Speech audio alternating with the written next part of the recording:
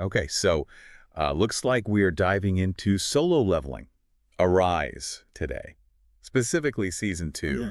And wow, looking at your notes here, Yeah. you have been busy How? taking a ton of notes on everything from uh, Jinwoo's, Yeah. crazy transformation to his whole shadow army. That's right.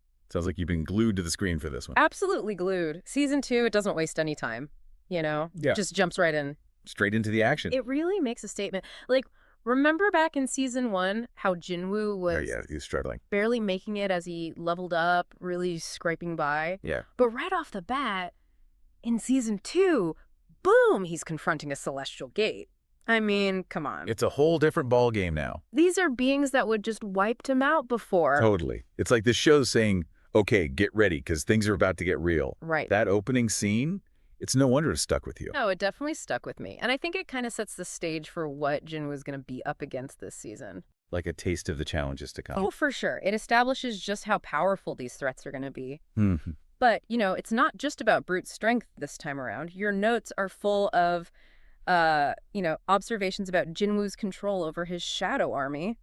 Especially, Oh, Baru. Baru. Exactly. You're practically gushing about his power level. Oh, well, Baru is insanely strong. He is. But you notice something deeper than just that raw power. I did. It's like Jinwoo's leadership has evolved. Or... Absolutely. You hit the nail on the head. It's not just some random horde of shadows anymore. Right, right. There's strategy involved, coordination. He's leading them, like Right. a general commanding his troops. It's a whole new level of sophistication to his powers. Exactly. And that ties directly into, the stakes of the season. You mentioned this whole escalating conflict between the monarchs and the celestials. Yeah, it's like the whole world of hunters is just a tiny piece of this much bigger cosmic battle now. Like he stepped onto a whole different playing field. Yeah, it's like a cosmic chessboard, isn't it?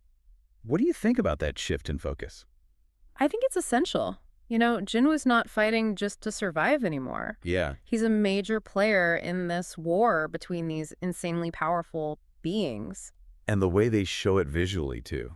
Oh, yeah. You mentioned being blown away by the animation, especially in that fight against the Beast Monarch's army. Oh, absolutely. The way they capture the scale of that battle, the detail of every single shadow creature. Yeah, like you're right there in the middle of the action. Exactly. Did you notice any particular techniques they used to make it so intense?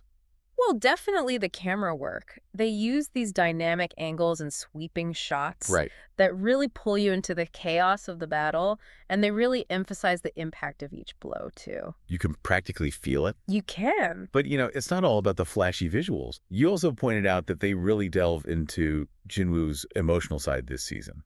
Yes, definitely. It would have been easy to just portray him as this, invincible and stoic character. All right.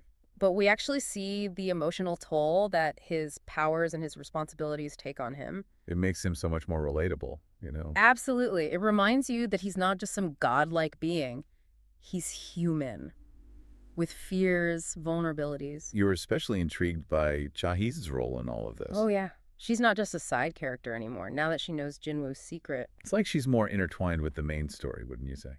Absolutely. She's not just reacting to events anymore. She's understanding them, because she knows what Jinwoo truly is. And that gives her a unique perspective. It does. She becomes a potential source of support for him, someone who can see past the power and see the person underneath. That's really interesting. And the pacing of the season? Oh, yeah. You were impressed with how they handle that? Definitely. It's not rushed at all. Every moment, whether it's action-packed or quiet and introspective, it feels like it has room to breathe. That's right. It makes you savor every moment. Why do you think they chose to go with that kind of pacing? I think it's brilliant for building tension and anticipation. Like in episode 2, for example, when Jinwoo is wrestling with the weight of his choices. They could have easily skimmed over that. Right. But by giving it space, they make the stakes feel even higher when the action kicks back in. Mm-hmm. And that makes that cliffhanger at the end of episode 3 even more impactful. Oh, yeah. Talk about leaving you wanting more. Exactly. You're left on the edge of your seat, both for the immediate outcome and the bigger picture of Jinwoo's journey. So we've got incredible action, character development, amazing visuals, and a story that just pulls you in. It's a wild ride. Season 2 really throws you right into the heart of solo leveling. In the best way possible. But here's something to think about, though. Yes. Jin-Woo is not just some powerful hunter anymore. He's at the center of this huge cosmic war, a leader with a ton of influence. As he keeps stepping into that role, how do you think his choices will shape not just his own fate, but the fate of... Of entire worlds. Exactly. That's a pretty big question to ponder. It is, isn't it? It makes you really think about the burden of power and the consequences of every decision. That's solo leveling for you. Never a dull moment. Never.